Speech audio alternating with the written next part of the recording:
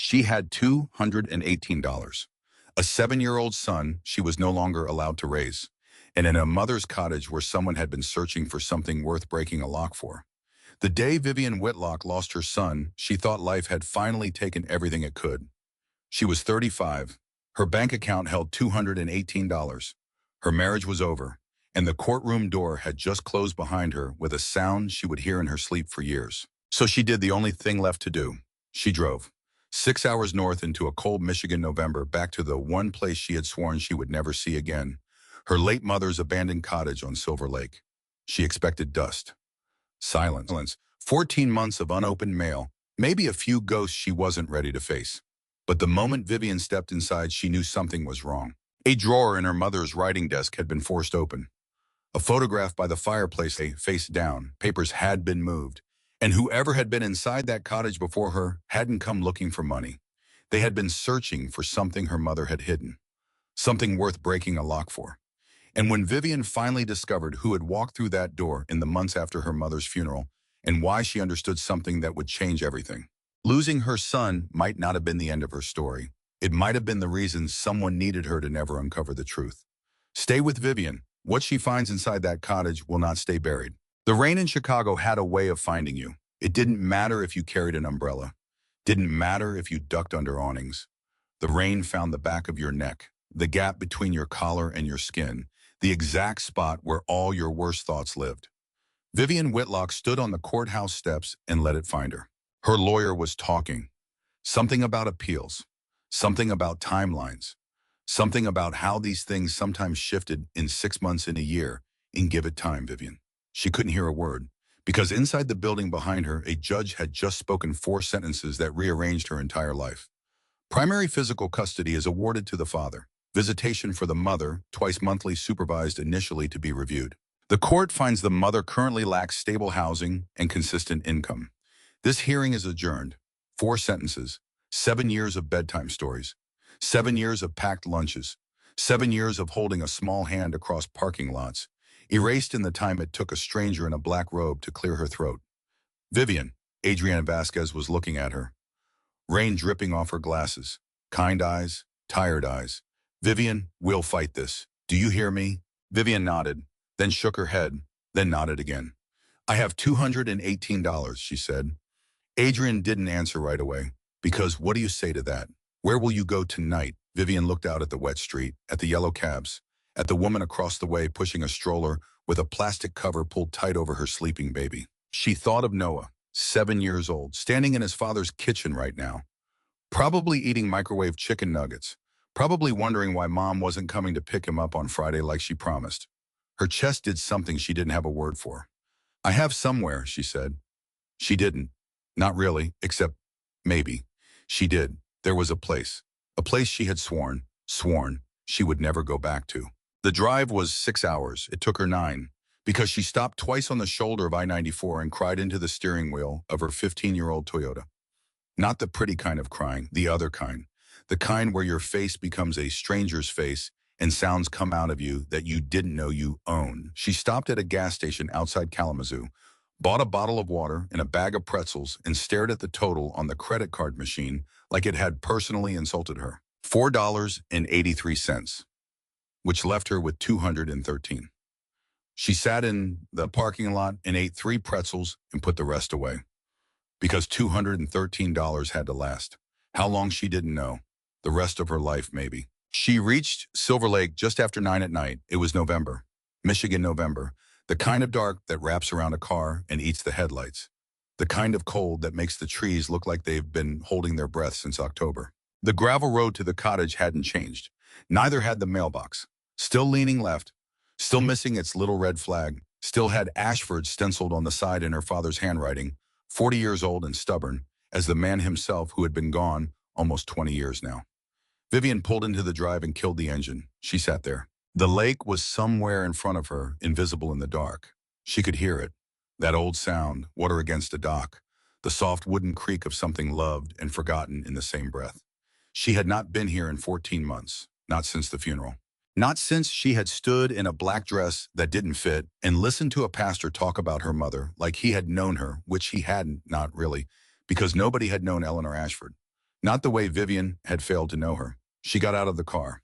The porch light didn't work anymore. She used her phone flashlight, fished the spare key out from under the third porch board on the left, the way she had at 16, the way her mother had told her to always do, just in case, Vivi, just in case. The lock stuck. She pushed harder. The door opened, and the smell hit her. Not bad, not exactly. It was the smell of a house that had been closed. Cedar and dust and old coffee grounds and something faintly floral. Her mother's hand cream, still in the air after 14 months, which shouldn't have been possible, except it was. Vivian stood in the doorway. She didn't turn on the light yet, because turning on the light would make it real. She turned on the light, and there it was. Her mother's cardigan gray with pearl buttons still hanging over the back of the kitchen chair. Her reading glasses on the little table by the window. A coffee mug in the drying rack upside down. Waiting. Waiting. Vivian pressed her hand against her mouth, because Eleanor Ashford had washed that mug, set it there to dry, then had a heart attack in her sleep 3 nights later. And nobody had come to move the mug, because the only person who should have moved it was standing in the doorway. 14 months late, $213 poorer, and crying so hard she had to grip the doorframe to stay upright. "I'm sorry, Mama," she whispered. Nobody answered. Nobody was going to answer, which was the whole problem. She made herself walk through the house, room by room, slowly. The living room, same rag rug, same faded blue couch, same shelf of paperback mysteries her mother had loved with an embarrassing devotion. Agatha Christie, Dorothy Sayers, that one Louise Penny book with the split spine. The bedroom, bed made, corners tight the way Eleanor had learned as a girl and never unlearned. A robe on the hook behind the door, slippers under the bed toes pointed out ready. The bathroom, a single toothbrush, a tube of Colgate, a little bottle of drugstore rose water her mother had used for as long as Vivian could remember. Every room was a small ambush. Vivian moved through them like a soldier walking through a minefield of her own making. Because this was the price of not coming back sooner. You paid it in inches. You paid it in mugs. Then she saw the photograph. It was on the mantel over the fireplace. Or it was supposed to be on the mantel. It was lying face down. Vivian frowned. Eleanor Ashford did not leave photographs face down. Eleanor Ashford dusted the mantel every Sunday morning of Vivian's childhood. Eleanor Ashford had opinions about how a home should present itself, and photographs face down was not one of them. Vivian picked it up. It was her, at 16, standing on the dock with her mother's arm around her shoulders, both of them squinting into the sun. Vivian's hair too long, her mother's smile the wide, unguarded kind you only got before the world had really started taking things from you. She set it back up carefully. Then she noticed something else. The top drawer of her mother's writing desk, slightly ajar. Eleanor Ashford did not leave drawers ajar. Vivian walked over, slowly. Her heart had started doing a thing. A little skipping thing, the kind of thing hearts do when they're trying to warn you before your brain has caught up. She pulled the drawer open, empty, or almost empty, just a scatter of paper clips and an old fountain pen, and tucked in the very back a yellow envelope. She reached for the second drawer. That was when she saw it. The bottom drawer, the one her mother had always kept locked, the one that held the household ledgers and the property deed, and the little folder marked "Important Papers" in Eleanor's careful librarian handwriting. The brass lock plate was splintered, deep fresh gouges around the keyhole, wood shavings still clinging to the surface. Someone had pried it open. With a screwdriver maybe, something narrow and stubborn. Someone who didn't have the key and didn't have the patience to look for it. Vivian did not breathe for a full 10 seconds. She stared at the drawer, because this changed everything. Because a broken lock in a dead woman's house was not a small thing. Was not a maybe I imagined it thing. Was not something you could put back in the drawer and pretend not to see. She pulled the drawer open. Empty. Not almost empty. Empty, empty. Except for a single folded piece of paper wedged in the very back corner, under an old utility bill. She almost missed it. She unfolded the bill first. Property tax notice. 14 months overdue. Penalties accruing. A red stamped warning at the top, final notice. 30 days to cure or property will be subject to tax foreclosure proceedings. Vivian sat down on the floor, right there, on the cold pine boards, in her wet coat, with the tax notice in her hand and the broken drawer above her and the ghost of her mother's hand cream still hanging in the air. She laughed, not a good laugh. The other kind, the kind that comes out of your chest when there is nothing left for the universe to take and it takes something anyway just to prove it can. 30 days. She had come here to save herself, to have an address, to be able to look a judge in the eye in 6 months and say, "See, I have a home, I have somewhere for my son." And the house was about to be taken from her too. She checked her phone. $213. That should just about cover it, she said out loud. To nobody. To the walls. Then she remembered the folded paper. She unfolded it, her mother's handwriting. 2 sentences. "Vivian, if Preston ever tells you I was against you, don't believe him. Start with the blue ledger." She read it 3 times, then she read it a 4th. Preston, her mother had written her ex-husband's name. Not your husband. Not if things go bad. Not some vague warning about men in general or marriages in general, or the way life sometimes turns on you. Preston, by name. Vivian's hand had started shaking. She hadn't noticed until she watched the paper tremble. "If Preston ever tells you I was against you." What did her mother know? Start with the blue ledger. What blue ledger? She was on her feet without deciding to be on her feet, moving toward the bookshelves, pulling down every book her mother owned. Blue cover, blue spine, anything blue. Nothing. She checked the kitchen cabinets, the pantry, the cedar closet where her mother had kept the winter quilts, under the bed, behind the couch, in the little cubby under the stairs where they had kept board games when Vivian was a girl. Nothing. She stood in the middle of the living room breathing too hard and understood 2 things at once. 1, someone had been in this house looking for the same thing her mother wanted her to find. 2, she was standing in a house where all the safe places had already been searched. By whom? She didn't want to think it. She thought it anyway. Because when your mother writes your ex-husband's name in a hidden note, and someone has already broken into her desk, the list of suspects is not very long. That night, she slept in her clothes on the couch. She did not sleep well. The lake made sounds she had forgotten. The wind moved through the pines with an old patient patience. Somewhere far off, a loon called across the water and got no answer. At 3 in the morning, her phone lit up. A message from Preston. "Noah is asleep. He asked where you were. I told him you needed some time. Please don't call him tomorrow. He has school." She stared at the screen until the light went out. Then she stared at the dark until the light came back. She did not answer. For 7 years, she would have answered. She would have apologized, would have explained, would have thanked him for the update. But something in her had cracked open on the courthouse steps that afternoon. And something else had cracked open when she saw the splintered drawer. And she did not know what she was becoming yet. But she knew she wasn't quite that woman anymore. She set the phone face down. The dark stayed dark. Morning at Silver Lake was a gray thing. Vivian woke on the couch with her neck at a bad angle and her mother's Afghan pulled up to her chin, which she didn't remember doing. She sat up, rubbed her face, looked at the broken drawer across the room. It was still broken.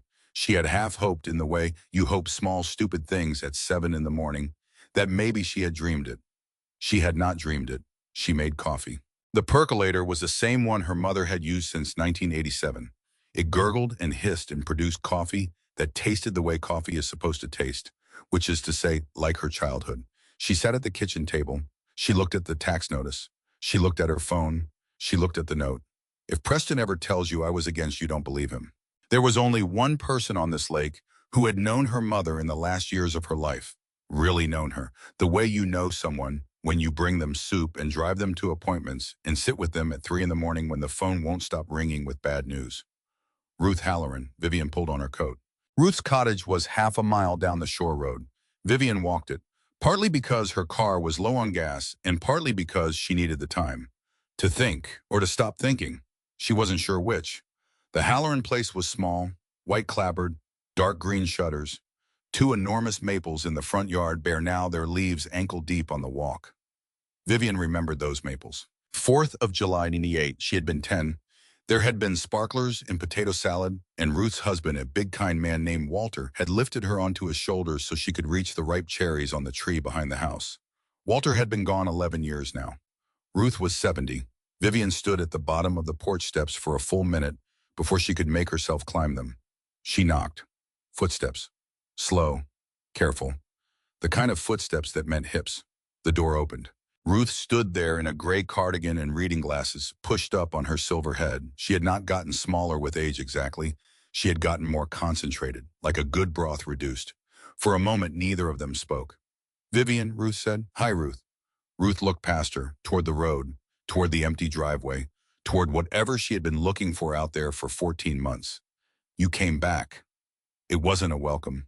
It wasn't a rejection either. It was just a fact, set down between them like a plate on a table. Vivian swallowed. I need to ask you something about my mother. Ruth's face did something small, not surprise, something quieter, something that had been waiting. You mean now?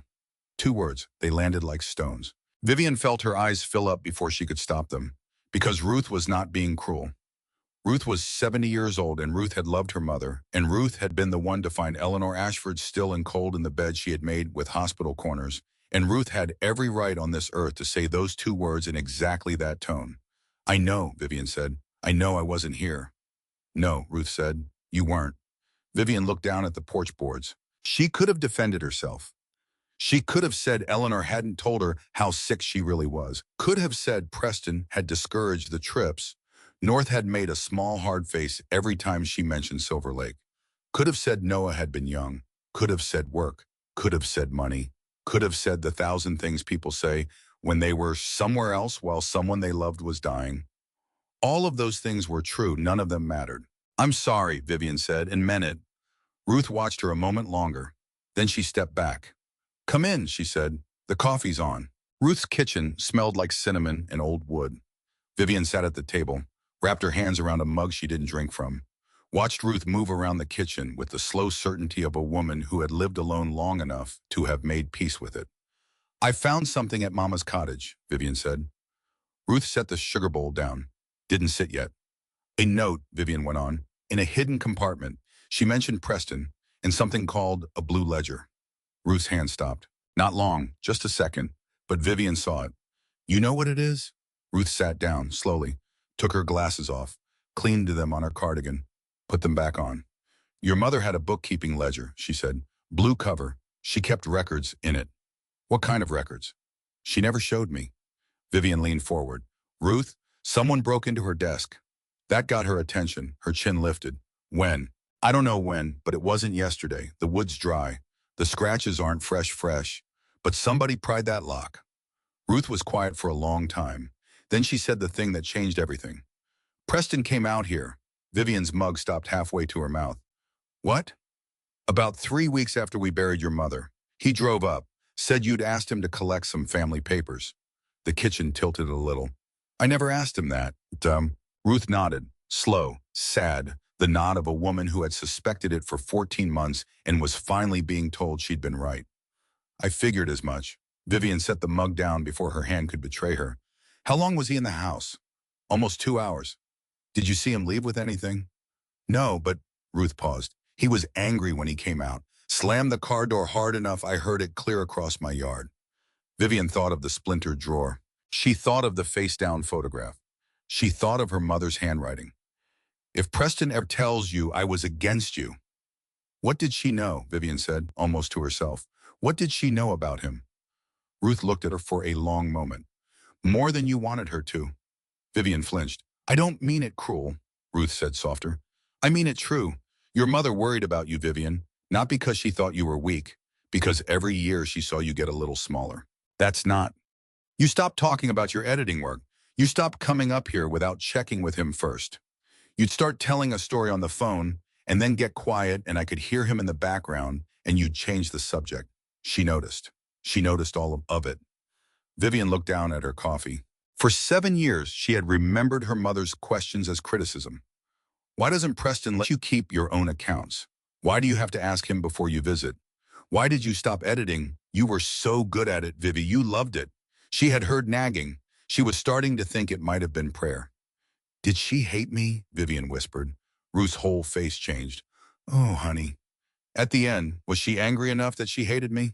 Ruth set down her coffee, reached across the table, took Vivian's hand in both of her old warm ones. She was angry sometimes, Ruth said. She was hurt. I won't lie to you, but mothers can be angry and still wait by the window. Vivian's throat closed. Every time a car came down that gravel road, Ruth went on, she looked up, right up to the end. She thought it might be you. Something broke in Vivian's chest that she had been holding in place for 14 months. She covered her face with both hands. Ruth didn't move, didn't say anything. just held on to her wrist across the table and let her cry. When it was over. Or when the first wave was over. Because it wasn't going to be over for a long time. Vivian wiped her face with the back of her hand and looked up. I should have come. Yes, Ruth said, you should have. She didn't take it back, but her hand tightened. Regret is only useful, Ruth said, if you let it change what you do next. They sat in the quiet a while. Then Vivian said, did she ever tell you where she kept the ledger? No. Did she ever mention hiding anything? Ruth thought about it, really thought. Her eyes went to the window, past it, somewhere back in time. There was one strange thing. Vivian waited. About 2 months before she died, she asked me to drive her into town. She was too weak by then to drive herself. First to the bank, then, Ruth paused, then to the hardware store. What did she buy at the hardware store? Ruth's eyes came back to Vivian.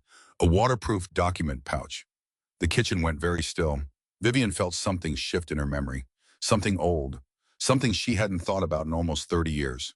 The boathouse. The old boathouse at the end of the dock, where she and her cousins had hidden birthday presents under the loose floorboard, where she had once tucked a diary at 14 because Eleanor Ashford, God love her, had a librarian's professional inability to leave any book unread. Her mother had known that hiding place. Her mother had bought a waterproof pouch. Vivian stood up so fast the chair scraped. Ruth looked up. What? I think I know where she put it. Vivian reached for her coat. Ruth caught her wrist. There's something else. Vivian stopped, halfway into her sleeve. Ruth's face had changed again. That waiting look was back, the one that meant she was deciding how much to say. Preston wasn't the only person asking about your mother's papers. Vivian's stomach dropped. Who else? I never got his name. A man came here, about a week before Preston did. What kind of man? Middle-aged, nice coat, city shoes. He knew your mother somehow. He asked me if she'd left any financial records behind. Vivian barely breathed, and before he left, he said something. I've thought about it every day since. Ruth's voice dropped low. He said if Vivian finds those records before this is settled, there's going to be trouble. The wall clock ticked. The refrigerator hummed. Somewhere out on the lake, a fishing boat cut its motor and drifted. Vivian stood very still with one arm in her coat sleeve, her mother's cardigan waiting on a chair back a half-mile down the road, her son eating breakfast in another woman's house, her bank account holding $213, a drawer splintered by a man whose face she had once kissed goodnight, and now this, a stranger, who knew her name, who had been looking for her mother's records before Vivian had even known they existed. Do you remember anything else about him? She said. Ruth was already reaching for her purse. I didn't know if it mattered. I found this near the driveway after he left. Must have fallen out of his pocket. She set a small white card on the table between them. Vivian picked it up. Cream stock, simple lettering, Rowe Consulting, Financial and Estate Advisory Services. She turned it over. 2 words. In blue ballpoint, in a man's tight handwriting, E. Ashford Records, her mother's initials. Vivian slid the card into her coat pocket and looked at Ruth. Thank you, she said. Ruth nodded once. Vivian paused at the door. Whatever your mother left in that pouch, if she went to the trouble of hiding it, then she was afraid of what would happen if the wrong person found it first. Vivian's hand tightened on the doorframe. I know. Be careful. I will. She wouldn't be careful. Not really. Careful was for people who had time. Careful was for people whose sons were sleeping in their own beds. But she nodded anyway, because Ruth had earned that much. She walked back to the cottage in the gray November light. She did not go to the boathouse yet. She wanted to. Every cell in her body wanted to walk straight past her cottage and down the dock and pry up that 4th board and see what her mother had put there. But she made herself go inside first. She stood in the kitchen, looked at the tax notice, looked at her mother's mug in the drying rack, looked at the broken drawer. Then she took out her phone. She had 1 bar of service. Silver Lake had never been good for signal, and it wasn't going to start today. She dialed Adrienne Vasquez. Voicemail. Adrienne, it's Vivian. I need you to do something for me. When you can, I need you to run a background check on a business, Rowe Consulting. Financial and Estate Advisory. I don't know the state.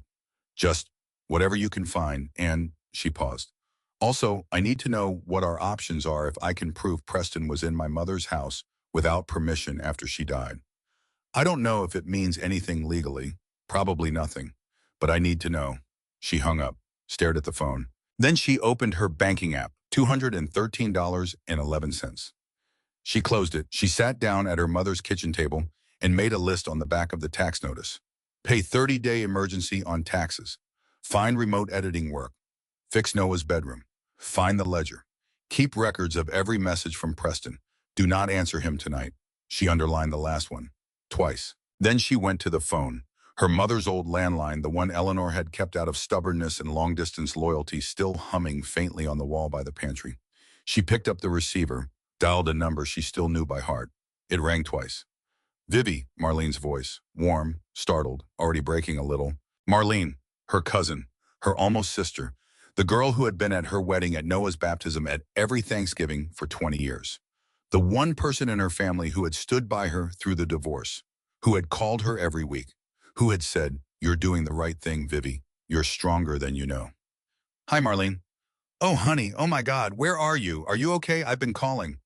I'm at Mama's. A pause. At the lake. Yeah. Oh, Vivi. Marlene's voice cracked. Oh, sweetheart, I'm so sorry about Noah. I'm so sorry.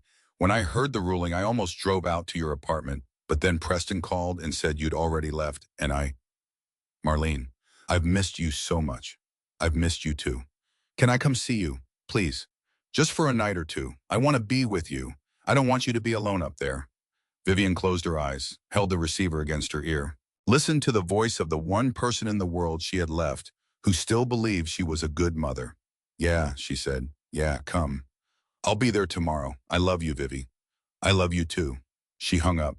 She stood in her mother's kitchen with her hand still on the receiver, and she felt for the first time since she had walked out of that courthouse, something that was almost not despair. Somebody was coming. Somebody who loved her was coming.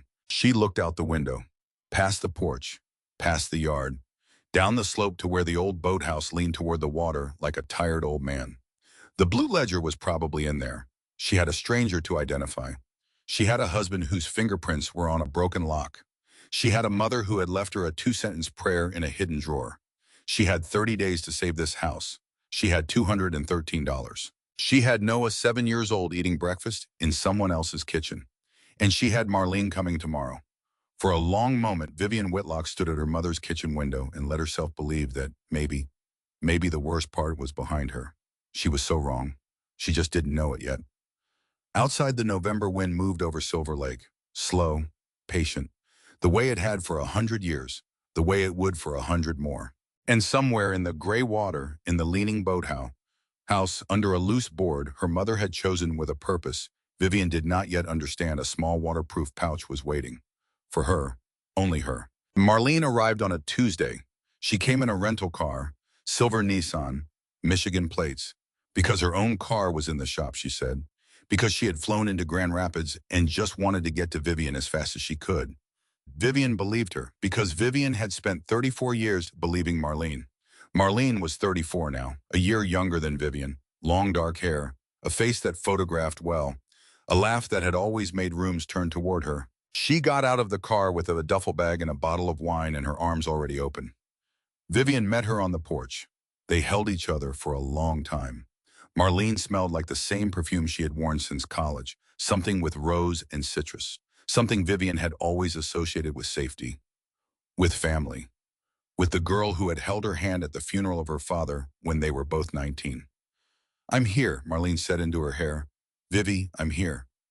Vivian cried, because it had been 3 days of holding it in, since Ruth's kitchen, since the tax notice, since the broken drawer, 3 days of trying not to shatter. Marlene held her tighter. Shh, she said. Shh, honey, we're going to figure this out. All of it. Vivian believed her, because Vivian was still capable of believing, for a few more days. Marlene made dinner that first night. She cooked the way she always cooked. Loud, cheerful, wine at her elbow. She burned the garlic and laughed about it, and told the story of the time in college. She had set a dish towel on fire, and Vivian had thrown a whole pot of water on it and ruined the linoleum. Vivian laughed, actually laughed. The sound surprised her. They ate at the kitchen table, under the light Eleanor had installed in 1996, the one with the little chain pull. Marlene reached across the table and took her hand. Tell me everything, she said. Vivian hesitated. I don't. Vivi, it's me. So Vivian told her. She told her about the drawer, about the note, about Ruth's kitchen and the 2 hours Preston had spent in this house, and the man in the nice coat who had asked about Eleanor's records. She did not tell her about the boathouse. She did not know why. Not then. She would understand later. Some quiet animal part of her had already known something, had already put its ears back, had already stopped talking. But her conscious mind, her surface mind, her 35-year-old grief-drunk, exhausted mind, that mind trusted Marlene. That mind poured her another glass of wine. Marlene listened, made all the right faces, squeezed her hand at the right moments, cursed Preston under her breath in exactly the way Vivian needed her to. That son of a bitch, Marlene said. That absolute son of a bitch. Vivian nodded. Tell me what I can do, Marlene said. Tell me, I'm here. I have 2 days. I can drive you into town. I can help you clean. I can watch you sleep. Whatever you need. Just, Vivian's voice went thin. Just be here. Marlene squeezed harder. Always. The next morning was gray. Marlene made pancakes. Vivian sat at the table and watched her cousin move around the kitchen like she owned it, like she had always owned it. Marlene knew where Eleanor kept the flour, knew which drawer had the whisk, knew the pancake batter needed to sit for exactly 10 minutes before you started the griddle because Eleanor had taught them both. Vivian felt something warm. She also felt something else, very small, very quiet, that she could not name yet. Marlene set a plate in front of her. Eat. Vivian ate. Marlene sat down across from her with her own plate and a cup of coffee. So, she said, what's next? What do you mean? Legally with Preston. What's your lawyer saying? Vivian shrugged. There's not much to say yet. We can appeal, but we need something new, something concrete. Otherwise the ruling stands. Marlene chewed thoughtfully. You know, she said. Vivi, can I say something? Yeah. You have to be careful how you handle this. Vivian looked up. I mean, Marlene set her fork down. I know you're angry and you have every right to be. But going after Preston in court, right now, in the middle of everything, it could look. Look how. Vindictive. The kitchen went quiet. You have to think about how a judge is going to see this. If you come out swinging, if you start digging into his finances, if you accused him of breaking into your dead mother's house, Vivi, sweetheart, they were going to say you're the unstable one. Vivian set her own fork down. They already said that. Right, exactly. So you don't want to give them more ammunition. You want to be the calm one, the reasonable one, the one who takes the higher road. Marlene reached across the table. Focus on getting yourself stable. Get a job. Get the house fixed up. Show the court you're steady. And in 6 months, when things have cooled down, then you make a move. Vivian looked at her cousin. Her cousin's face was so kind. Her cousin's eyes were so worried. Her cousin's hand was so warm on hers. Okay, Vivian said slowly. Okay, maybe you're right, Marlene smiled. I just want to protect you, she said. She held Vivian's hand a beat too long. Vivian didn't notice. She would remember later that she didn't notice, and it would hurt almost as much as the rest of it. Marlene left on Thursday morning. She hugged Vivian on the porch for a long time. You have my number, she said, any hour of the day or night. Vivi, I'm one phone call away. I know. And listen, what we talked about not moving too fast on the Preston thing. Promise me. I promise. Marlene kissed her cheek, got in the silver rental car, drove away. Vivian stood on the porch until the car was gone. Then she turned around and went back inside. And her eye caught on something on the arm of the couch. A phone, Marlene's phone, sleek black case, slight crack in the top corner. The little sticker of a cat that Marlene's daughter had put there when she was 5, and Marlene had never had the heart to peel off. Vivian sighed, picked it up. She would need to call Marlene, tell her to come back for it, or overnight it to her. She started to look for her own phone to make the call. Marlene's phone lit up in her hand. A message notification. Vivian's eye caught the name at the top of the screen. Because it was impossible not to catch it. Because it was in bold. Because it was the name that had been running on a loop through her head for 3 months. Preston. She stood in the middle of her mother's living room with her cousin's phone in her hand and read the preview text before her brain could decide not to. She doesn't suspect anything. 2 more months tops. Love you. The floor moved. That was the only way to describe it. The pine boards did not literally move, but something under them did. Something that had been holding Vivian up for 3 days shifted and gave way and left her standing on air. She sat down, right there, on the rug, with Marlene's phone in her hand. She read the message again. She doesn't suspect anything. 2 more months tops. Love you. The screen went dark. She turned it over, turned it back, turned it over again. Her hands were shaking so hard the phone slipped out of her fingers and landed on the rug. She picked it up, pressed the home button. The lock screen came up. One unread message from Preston. She stared at it. Her mind was doing a thing, trying to make it not mean what it meant, trying to invent an explanation, trying to build a hallway of maybe. Maybe it was work-related. Marlene had done some consulting for Preston's company last year. Maybe. Love you. Maybe. She doesn't suspect anything. Vivian made a sound she did not recognize. It was not crying. It was not screaming. It was some third thing that lived between them. She sat on the rug for a long time. The phone kept lighting up. 2 more messages. Did you leave already? Then 30 seconds later. Call me when you're on the road. Vivian did not touch the phone. She sat and she looked at it, and she watched the notifications pile up on the lock screen. And her brain began to do the terrible math. The way brains do. Once the thing has been seen. Once the door has been opened.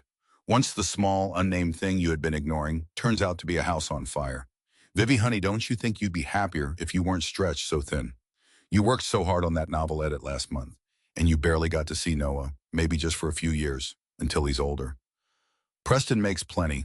That had been Marlene, 2 years ago, over lunch, on a patio in Chicago. Vivian had listened, had thought about it, had come home, had told Preston she was thinking about scaling back the freelance work. Preston had said, whatever you want, sweetheart, whatever makes you happy. She had scaled back, then scaled back more. Then one day there had been no work at all. And when the divorce papers came, and Preston's lawyer stood up in court and said, Miss Whitlock has no independent income, Vivian had thought, well, that's true. That is a true fact about my life.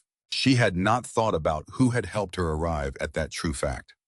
Vivi, honey, have you thought about what you're going to say to Noah about the divorce? Because sometimes kids act out when they hear things that scare them. It might be smart to, not say too much. Let Preston take the lead on that. That had been Marlene, 6 months ago, on the phone. Vivian had listened, had thought about it, had held her tongue with Noah for weeks, had said only vague, reassuring things, had let Preston with his calm voice and his steady job and his enormous house be the one who explained things to their son. Later, in the custody evaluation, the evaluator had noted that Noah seemed to have a clearer picture of the divorce from his father's perspective than his mother's. Vivi, sweetie, I'm just going to say this because I love you. Those late-night texts you've been sending Preston about feeling overwhelmed, about just wanting to disappear, honey, I know you don't mean them, but you have to stop sending them because you never know how something like that might, come back on you. That had been Marlene, 3 months ago, in Vivian's kitchen, holding a glass of wine. Vivian had listened. Vivian had stopped sending them. Preston's lawyer, 1 month later, in front of a judge, had produced every single one of those messages printed and highlighted, in chronological order, ending exactly where Marlene had told her to stop. Vivian's hands went to her mouth. She sat on her mother's rug and understood. Every piece of advice Marlene had ever given her, every kind concerned suggestion, every gentle warning, every one, had walked her one step closer to this floor, to this moment, to sitting on a rug in her dead mother's house with $213 in the bank and her son in another woman's arms. She did not cry. She wanted to, but something else had taken over, something colder, something she had never met before but suspected had always been in there waiting. She stood up, very carefully, the way you stand up when the room might tip. She set Marlene's phone on the coffee table, face up, so the notifications stayed visible. She got her own phone. She took a photograph of Marlene's lock screen. Then she woke Marlene's phone up again, held the camera steady, and took a photograph of the preview. She doesn't suspect anything. 2 more months tops. Love you. She emailed the photograph to herself. Then she emailed it to Adrienne Vasquez. Subject line, please do not respond yet. Just save this. Then she opened Marlene's phone lock screen one more time. Waited. Because she knew Marlene would call soon. Because Marlene always called when she forgot something. And she wanted to be ready. She did not have to wait long. The phone rang 20 minutes later. Incoming call, Vivi home landline. Vivian looked at it. Marlene was calling from her landline, which meant Marlene was calling from a rest stop payphone or a gas station, or more likely was on the road and had someone else's phone, which meant she was likely about to turn around and come back for the phone. Vivian let it ring out. Then she sat down at her mother's kitchen table, opened her mother's old address book, and started making a list. Every conversation with Marlene she could remember going back 3 years. Every piece of advice, Every subtle suggestion, every time Marlene had appeared unannounced at exactly the moment Vivian was starting to feel a little bit stronger. The list ran 2 pages. When she was done, she sat back. And she did not cry, because crying was for later. Right now, she had a boathouse to visit. The wind off the lake was sharp enough to sting. Vivian walked down the slope to the dock with her mother's old flashlight in one hand and a hammer in the other. She did not need the hammer. She just wanted to be holding something. The boathouse door stuck. She kicked it. It opened. Inside smelled of damp wood and old motor oil and something faintly metallic. The lake sloshed against the boat well. A single kayak, chalky with age, hung from the ceiling on rusted pulleys. Vivian knelt by the back wall. 3rd board from the window. She pressed on it. Nothing. 4th board. It shifted. Her breath caught. She pried it up with the claw of the hammer. The old nails came out easy, because they had been pulled up before, somewhat recently, by careful hands. Under the board was a hollow. Inside the hollow was a waterproof document pouch. Blue. Vivian sat back on her heels and stared at it. For a full minute, she did not touch it, because she had a strange, sudden certainty that once she opened this pouch, she would not be able to close it again. Then she reached in. The pouch was heavy, denser than paper alone. Something inside it had weight. She carried it back to the cottage. She set it on the kitchen table. She sat down. She did not open it yet. She got a glass of water, drank it, set it down. Then she unzipped the pouch. Inside was a blue cloth-bound bookkeeping ledger. Her mother's careful printing on the spine. E. Ashford Household. Underneath the ledger was a manila envelope. Vivian took out the ledger first. She opened it. At first it looked like exactly what it said. Household bookkeeping, utility bills, property taxes.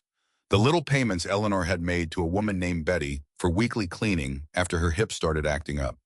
Then Vivian turned to the middle of the book and saw her own name. Vivian and Preston Down Payment Assistance, $85,000. She stared at the page. Preston had always called that money a gift. Your mom gave us a hand, sweetheart. It was really generous of her. The ledger disagreed. It was a loan, documented, signed by both Vivian and Preston, with a repayment schedule, with handwritten notes in her mother's hand about each payment received. The first 3 payments were noted normally. Received. Check, Mallory. Then in year 2, a new column appeared. Preston paid direct check, not in Vivian's name. Vivian unaware of payment. Preston paid direct, Vivian unaware. Preston paid direct, V unaware. Vivian turned the page. Then another. Her mother had been keeping a second set of books. A quiet running total of the ways Preston had moved money without telling Vivian. Loan payments, deposits, withdrawals from an account Vivian had signed on to, but Preston had operated alone. At the bottom of one page in her mother's spidery late-life handwriting was a single line. V does not know about this account. She has told me she believes it was closed in 2019. Vivian's hand tightened on the page. She had told her mother that account was closed, because Preston had told her it was closed, because Preston had shown her a screenshot once of a zero balance. The ledger showed the account still active, still receiving deposits, still growing. Balance as of Eleanor's last entry, 6 weeks before her death, $187,400. Vivian sat back in her chair. She said a word she did not usually say. Then she reached for the manila envelope. The envelope held 3 photocopied documents. The first was a loan application. Vivian's name at the top, Vivian's social security number, Vivian's date of birth.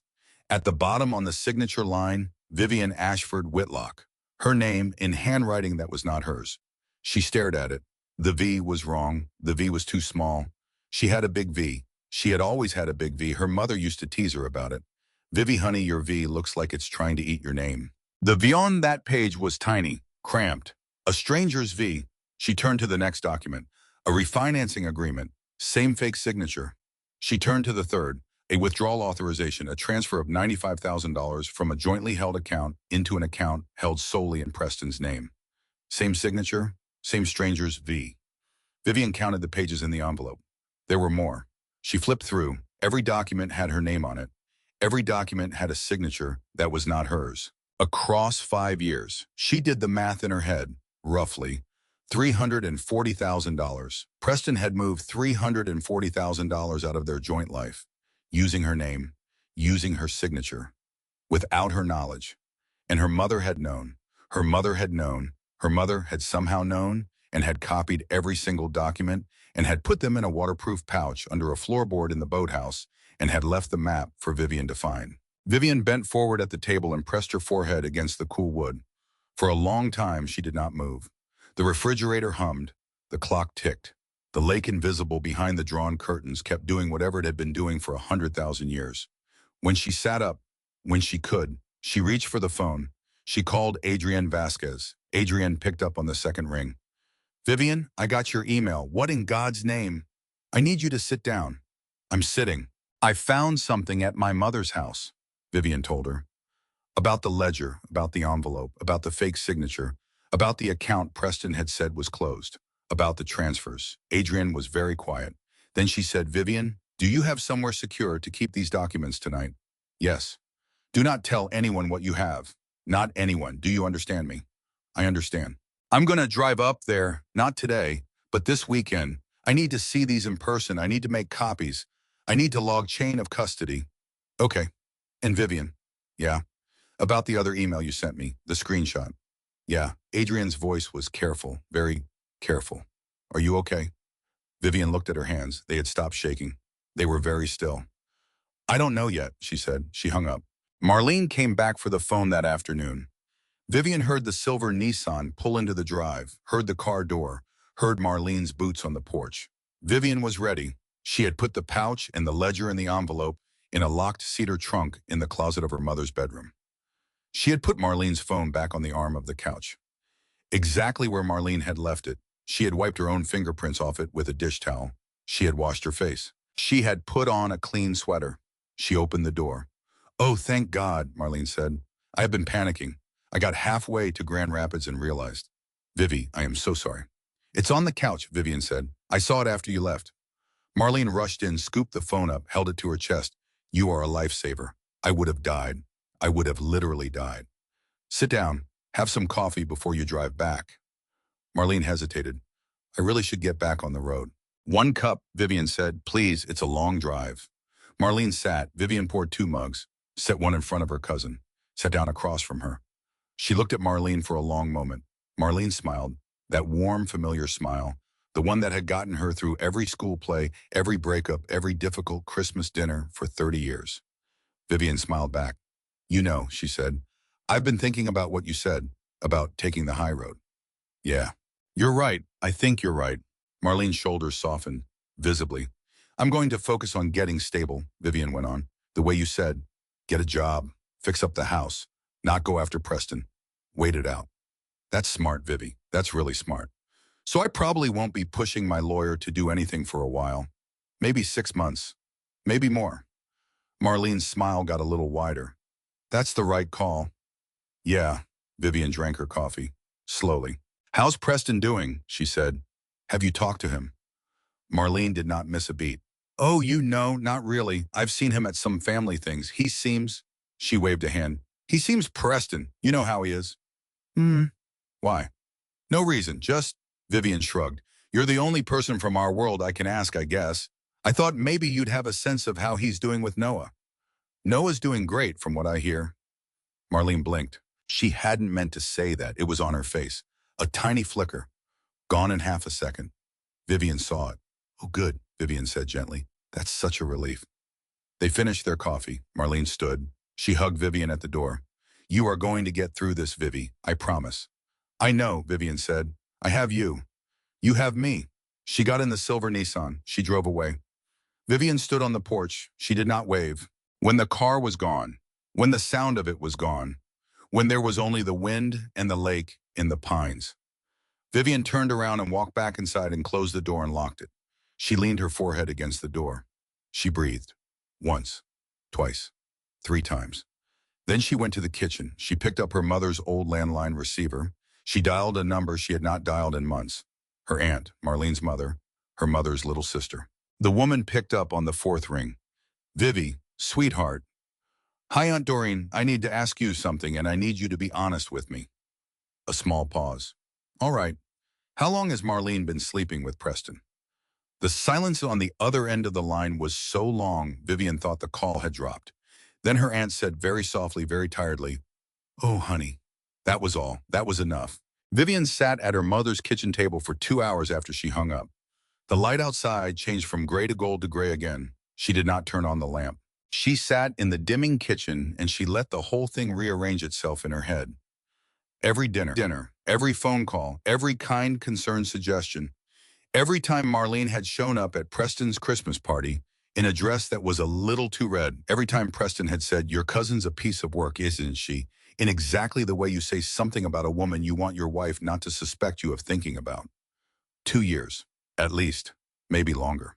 Vivian sat with it. She did not fight it. She did not try to make it not true. She let it be true because it was. And when the last of the light was gone from the windows, she stood up, turned on the kitchen lamp, walked to the closet in her mother's bedroom, opened the cedar trunk, took out the ledger and the envelope, sat back down at the table, opened the ledger, turned to the last page her mother had filled in. Under the running balance, under the notes, in her mother's handwriting, in pencil, this time not pen the way Eleanor Ashford used to write things, she wasn't sure she was ready to keep in ink.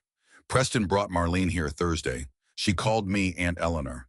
She sat in Vivian's old chair. I watched the way he touched her elbow when he refilled her water glass. I know. God help me. I know. Vivian pressed her hand flat against the page. Because her mother had known. Her mother had known. And her mother, 90 pounds and dying, and alone in this house at the end of a gravel road in Michigan, had said nothing to Vivian. Because Eleanor Ashford, who had never learned how to protect herself, had decided in the last months of her life that she was finally going to learn how to protect her daughter. If I tell her now, she will break. So I will keep this, and I will keep the ledger, and I will hide them where he cannot find them. And I will trust that when she comes back to this house, she will come back to it as a woman who is ready to know. Vivian read it 3 times. She did not cry. Not yet. She wiped her eyes with the back of her wrist. That was all. Then she picked up her phone, opened her email, and sent one line to Adrienne Vasquez. Come as soon as you can. I have everything. That night, Vivian could not sleep. She lay on the couch under her mother's Afghan, and she watched the moon move across the ceiling of the living room. She thought about Noah.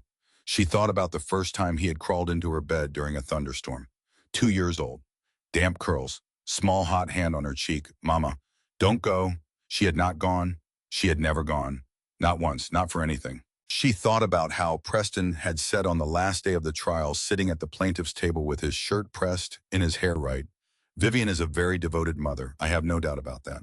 But devotion isn't stability. She thought about the way the judge had nodded. She thought about the $213. She thought about her mother sitting at this kitchen table with a fake signature in her hand, wondering how to save a daughter who wasn't answering her phone. She thought about Marlene's face at every Thanksgiving, every wedding, every birthday party for the last 3 years, smiling at Preston across the room, laughing at his jokes, touching his shoulder when she walked past. And Vivian understood something else, something quieter than the rest. She had been so afraid of losing her marriage that she had let herself become blind. She had wanted to believe her husband was faithful, so she had ignored 1,000 small tells. She had wanted to believe her cousin was loyal, so she had ignored 1,000 more. She had spent 7 years choosing not to see. Well, she was looking now. Vivian lay under the Afghan and watched the moonlight move, and she made a promise. To herself, to her mother, to the woman she had been at 16 standing on the dock with her mother's arm around her squinting into the sun.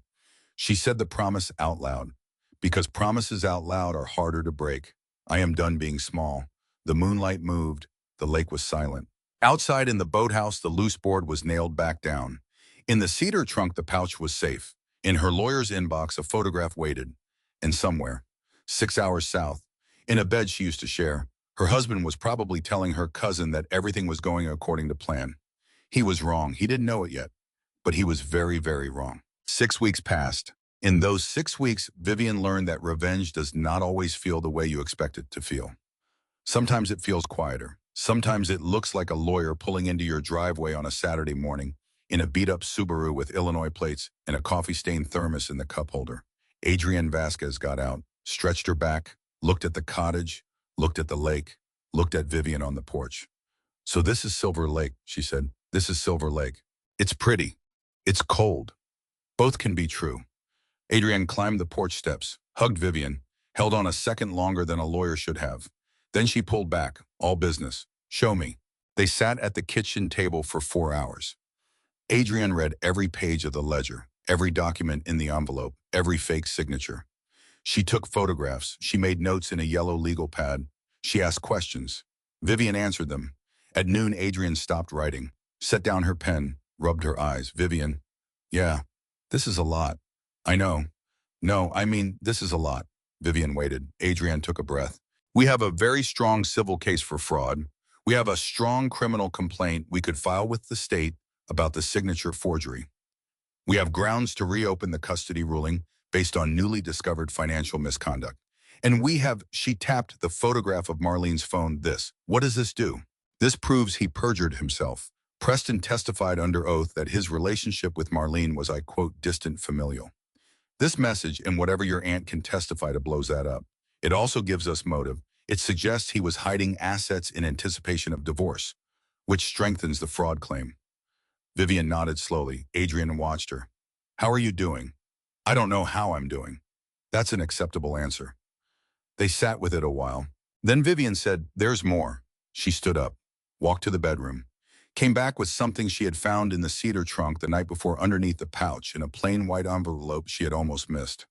She set it on the table. Adrienne looked at her. What is it?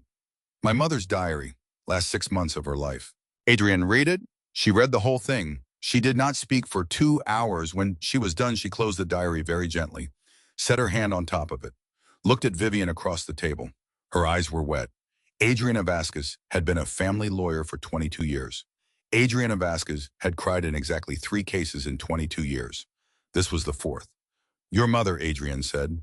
Then she stopped, started again. Your mother was a remarkable woman. Yeah, you know that, right? I do now. Adrienne wiped her eyes with the back of her hand, very quickly, like she was embarrassed. Okay, she said. Okay, here is what we are going to do. Vivian listened. Adrienne laid it out, step by step. The civil filing, the criminal complaint about the forgery filed with the Illinois State Attorney's Office, the motion to reopen custody based on new evidence of parental deceit and financial misconduct, the subpoena for the phone records, the formal request for a handwriting expert. How long, Vivian said. 6 weeks, maybe 8, to get it all in motion. And then we go back to court, and we file everything at once, all of it, the financial fraud, the forgery, the custody motion, the affair, in a single stack. On the same afternoon, Preston's lawyer won't have time to breathe.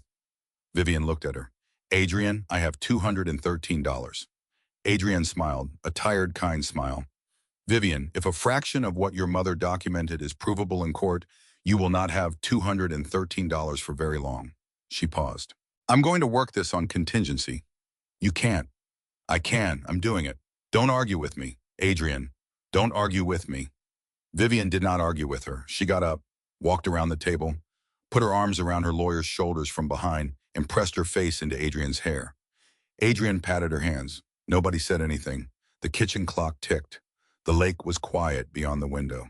Somewhere in the closet of a bedroom, down a hall in a cedar trunk, in a waterproof pouch, in the handwriting of a woman who had been dead for 14 months, a plan was finally in motion. There was a man Vivian still needed to meet. She had not forgotten about him. The stranger. Nice coat, city shoes, Rowe Consulting. Adrienne left on Sunday morning, drove back to Chicago with the documents scanned and secured, and a copy of the diary in a locked case in her trunk. On Monday, Vivian called the number on the little cream business card. A woman answered. Rowe Consulting. I'd like to speak with someone. I have a card. Who am I speaking to? Vivian took a breath. My name is Vivian Whitlock. My mother was Eleanor Ashford. The woman on the other end of the line went silent. Then one moment, the line clicked to hold music. Some kind of Vivaldi. Vivian waited, then a man's voice. Mrs. Whitlock? He sounded older than she had pictured. Careful, a little tired. The voice of a man who had been waiting for this call for a very long time. Are you the man who came to my mother's neighbor's house? Yes. What is your name? Desmond Rowe. Mr. Rowe, I think we need to meet. I think we do. They set it for Wednesday. He offered to drive up to Michigan. She said no. She said she wanted a public place. He said a diner in Grand Rapids. She said fine. They both knew that if either of them had been lying about anything, the meeting would end within the first 60 seconds. Neither of them was lying. The diner was called the Copper Kettle.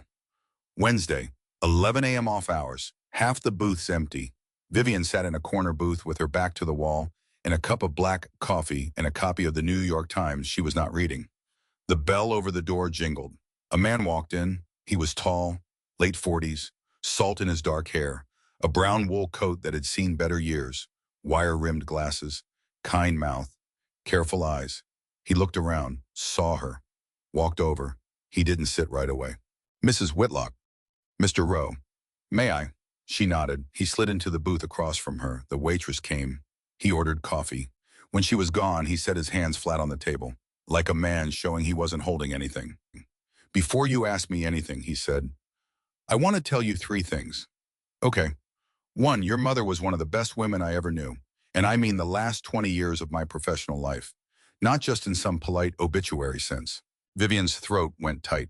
2, I do not want anything from you, not money, not testimony, not a lawsuit. I built a file for myself when I was fired, and I gave a copy to your mother because she asked for it. What you do with it is your business. 3. He paused, took his glasses off, cleaned them on his sleeve, put them back on.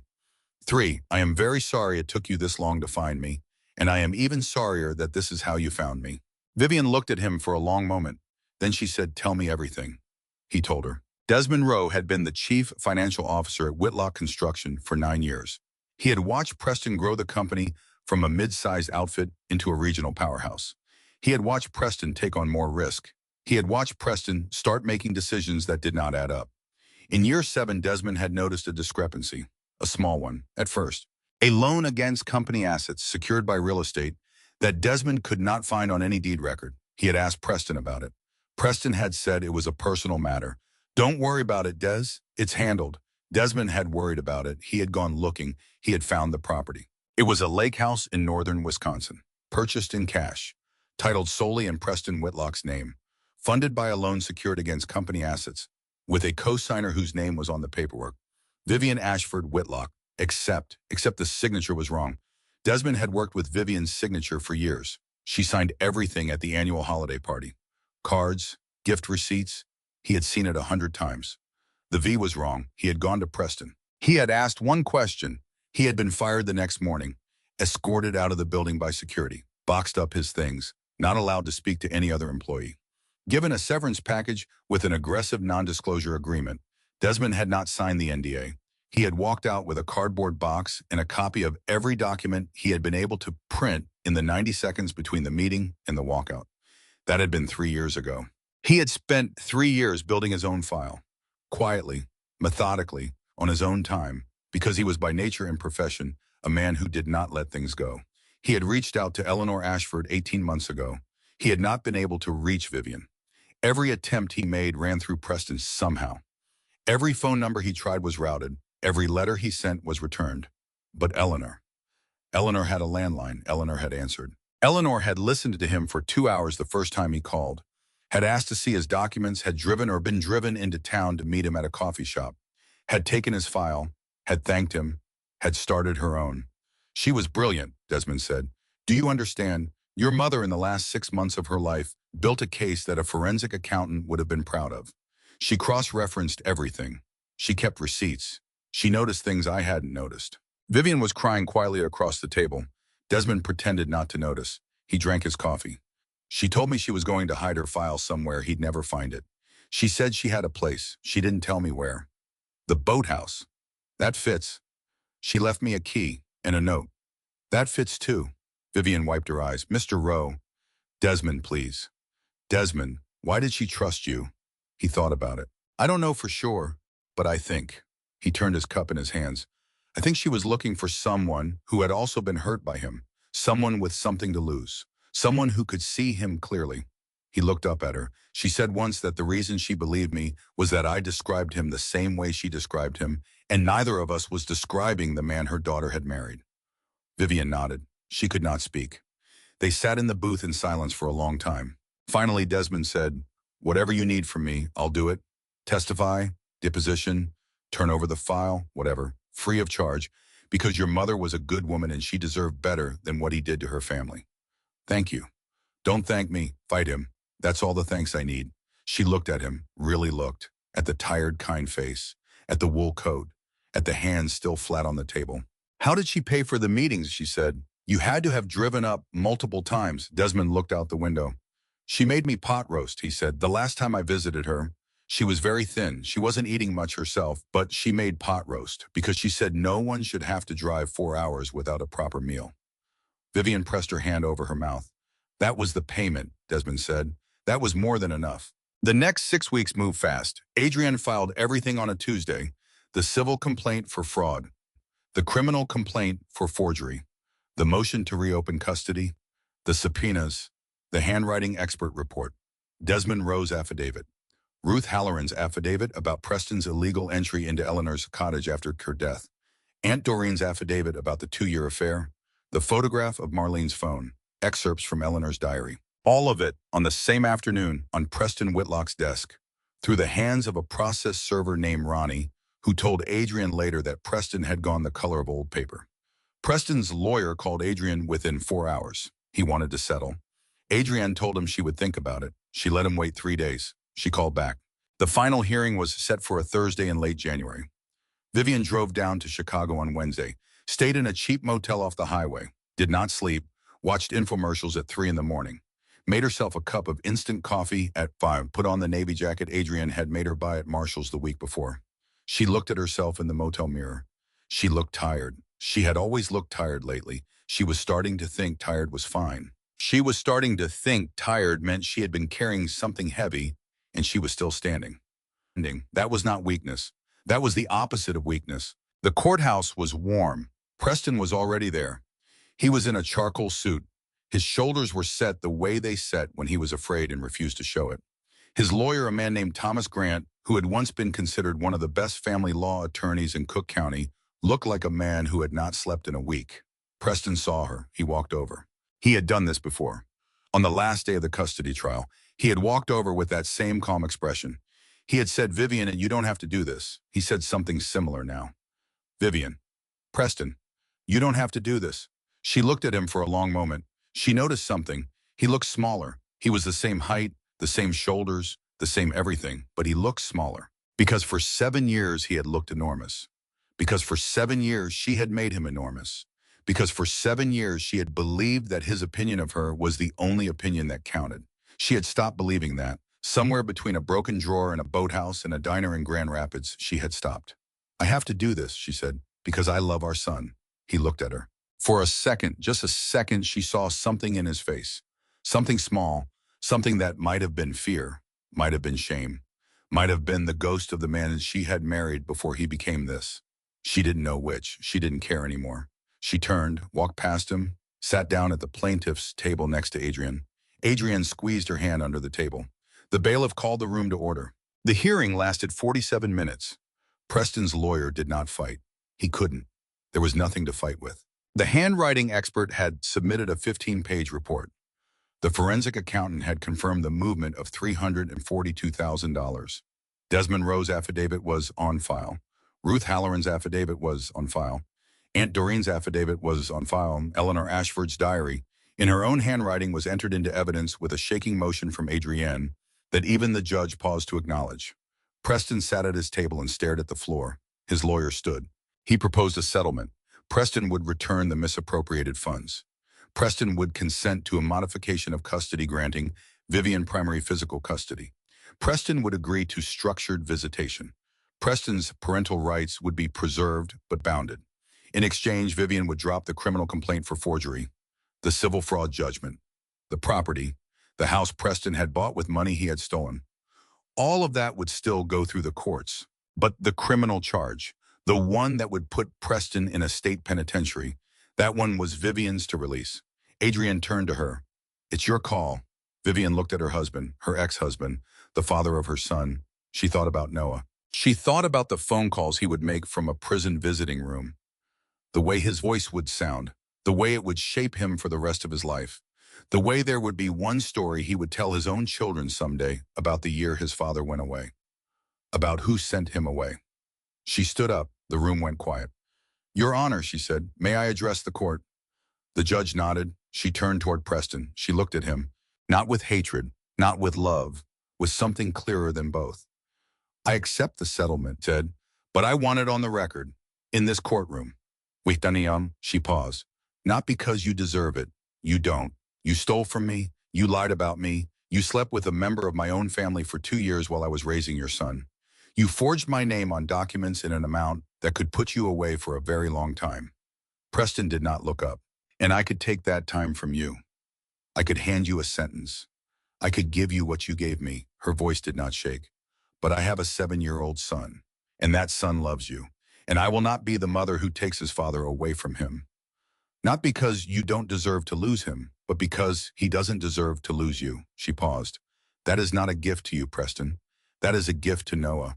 And someday when he is old enough, I will tell him exactly what it cost me. She sat down. The courtroom was so quiet, Vivian could hear the second hand on the wall clock. The judge looked at her for a long moment. He nodded once, slowly. The settlement is accepted. Outside the courthouse, the January air was sharp and gray.